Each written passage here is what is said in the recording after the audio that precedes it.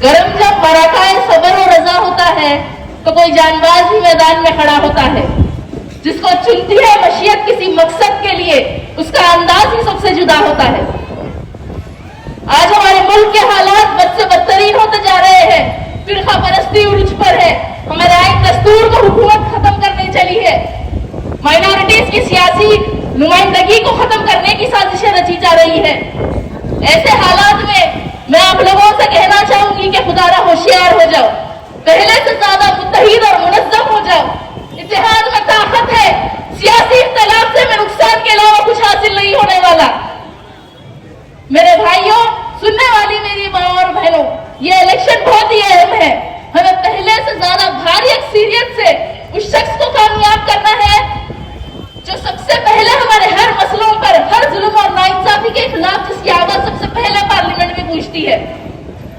असदुद्दीन ओवैसी साहब को कमजोर करने, मजलिस इत्तेहादुल मुस्लिमीन को कमजोर करने, हमारी खुद की सियासी क़यादत को यहाँ कमजोर करने नई नई साजिशें आज रची जा रही है। अल्हम्दुलिल्लाह पिछले 40 साल से हैदराबादी पार्लिमानी हल्के में मजलिस कामयाब होते आई है, क्योंकि यहाँ हमारा इत्तेहाद है, हमारी ताकत है, आप लोगों की मोहब्बत है और आप लोगों का भरोसा है।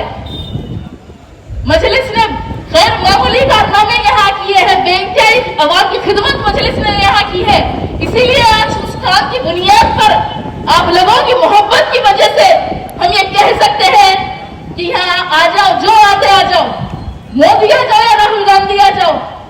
ये लतावता मीर सादिक मीर जाफर हमारी गिनती में नहीं है। अगर बीजेपी और कांग्रेस मिलके भी यहाँ पूरी कोशिश कर ले तो इंशाअल्लाह 5वीं बार असदुद्दीन ओवैसी साहब पार्लियामेंट में कामयाब होकर जाएंगे। लेकिन हमें यहाँ के पोलिंग परसेंटेज को बढ़ाना है, क्योंकि आज पूरे मुल्क की नजर इस हैदराबाद लोकसभा कॉन्स्टिट्यूएंसी पर है। आज पूरी नेशनल मीडिया, पूरी आरएसएस, बीजेपी मिलकर यहाँ के बीजेपी की कैंडिडेट को प्रमोट कर रहे। नए एक्टर आए एक मार्केट में, बीजेपी की वो कैंडिडेट मुस्लिम औरतों के बारे में, पुराने शहर के औरतों के बारे में एक प्रोपेगेंडा चला रहे। अरे हिजाब और बुर्का हमारी आजादी नहीं छीनता। हिजाब का मतलब ये नहीं है कि औरतों को कैद कर दो, औरतों को घर बिठा दो। घर में रहकर कौन हिजाब करता? हम तो हिजाब जब पहनते हैं जब हम किसी जरूरत के लिए बाहर निकलते हैं। छोटी सोच वो हिजाब और बुर्का पहनने वाली बच्ची और औरतों की नहीं, छोटी सोच तो उन लोगों की है जो इस कपड़े के टुकड़े को, हिजाब को, ये बुर्के के लिबास को एक इतना बड़ा मसला बना दिए।